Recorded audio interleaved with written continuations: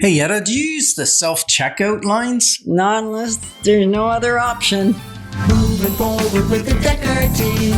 Moving forward together with the Dekker Team. We are delighted that we've been able to create for you Life's Inside Track episodes for like 14 years. Oof. I know. They share insider tips, making house home, and building wealth wisely through real estate. We're going to explore that understanding our client needs is critical beyond even being good at your business. Yeah, that's right.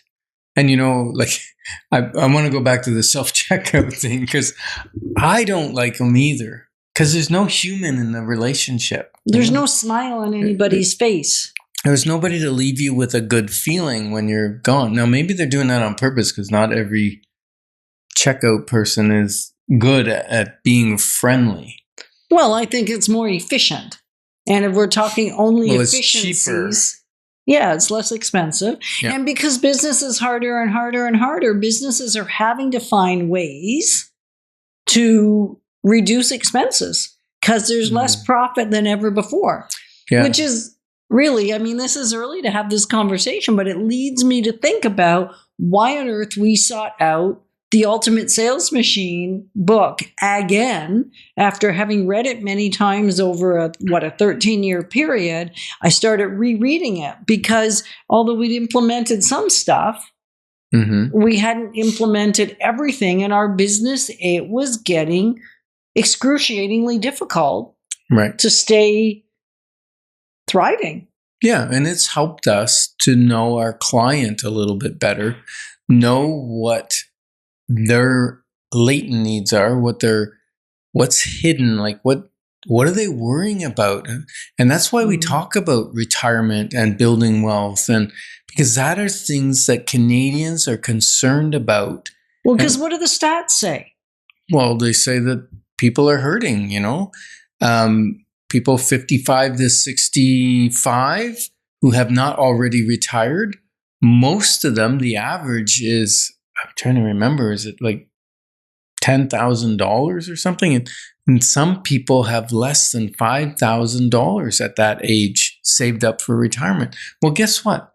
They're not going to be able to retire, not at least at any level above poverty, or they're going to have to keep working. Well, and they're delaying retirement, and many fear that they're not going to be able to retire. And 45% of people are using the equity in their houses as part of the retirement plan, but then they still have to live somewhere. So then reverse mortgages are becoming a thing, and then estates are being left upside down rather than right side up. Like it's real. And these aren't conversations we knew to have, and they're kind of awkward.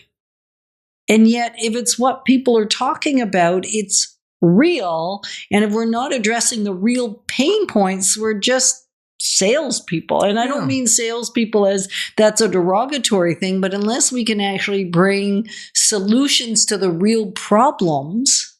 And that's why we're talking about this, is we believe real estate is one of the solutions for some of the troubles that are plaguing people that are aging and moving in towards retirement and not feeling they've got enough to do it.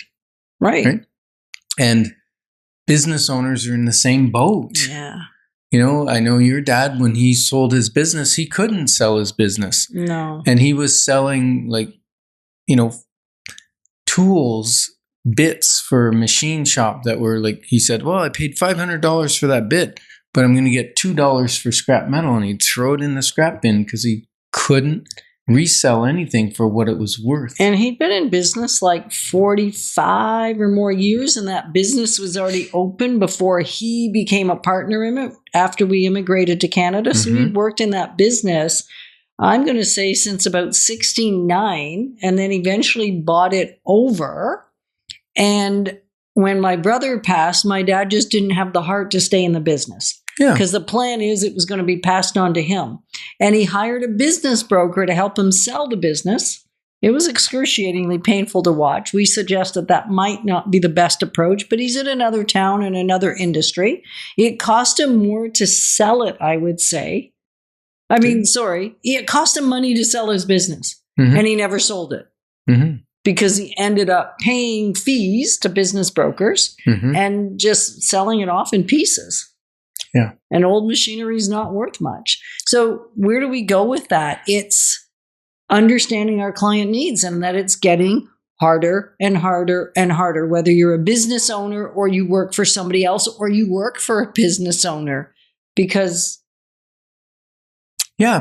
people think, oh, he owns the business. He's raking in the money, right? They see the money that comes in or what they're charging for things, but they don't see the expense summary. They don't see the rent or the mortgage payment or the salaries that go out and all the different things. And so sometimes as an employee, we may have a skewed opinion of how the business is doing or whether about the boss and his commitment, whatever. I'm just saying. So it's important that we bring the human back into the relationship in the business. That's what I'm trying to say. Okay. From both sides. From both sides. From both sides. And it's not your obligation as the consumer or the client of the business. And yet it makes the whole thing work better. Yeah. And if you're working in a store or something, are you the person that people go, oh, I'm going to line up and wait for that person to check me out because they're so friendly, they care about me, they smile, they ask me how my day's going. When I go to the checkout now and there's nobody there, and there is no option because I always go to a human being if I can. And some stores, there's no option anymore for a human being. Right. And so really what we're saying is you got to understand who you're serving and what's important to them, because maybe your business doesn't want a cashier behind the desk because that's not important to your client, right? And so what we did to try and discover that is we started doing surveys, which was part of the introduction process from the ultimate sales machine that is coming to visit us as an investment from us, for us as well as for you, coming June 5th. And the reason we chose to do that is because it was helping us get control of our business again and understand what our clients needed and having different discussions about what is keeping people up at night and what do they not like about our industry. So I did surveys. You can do bulk surveys, you can do individual surveys, but ultimately you've got to get the truth of people. And sometimes the best way to do that is have, when they don't know who's asking the question, it's just polls and surveys because people are freer to tell the truth sometimes. And other times, if you have trusted relationships, they'll give you the goods that you couldn't get from a survey. Yeah, but I love the way you asked the question. It's what do you not like about the industry? Right. And what would you change in the industry?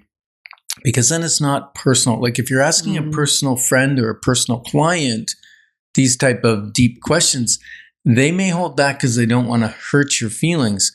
But when you ask them about the industry, now you can take that knowledge and apply it to your own business. And when I did that, one of the things we discovered is they weren't feeling a sense of community in our industry. They didn't necessarily trust the information.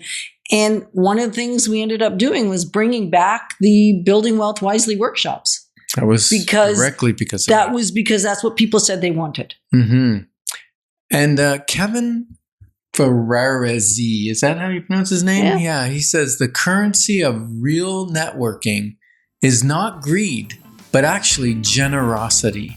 And we're glad that we can be clarifying your options, because when your options are clear, your wisdom will flow. Moving forward with the Dekker Team. Moving forward.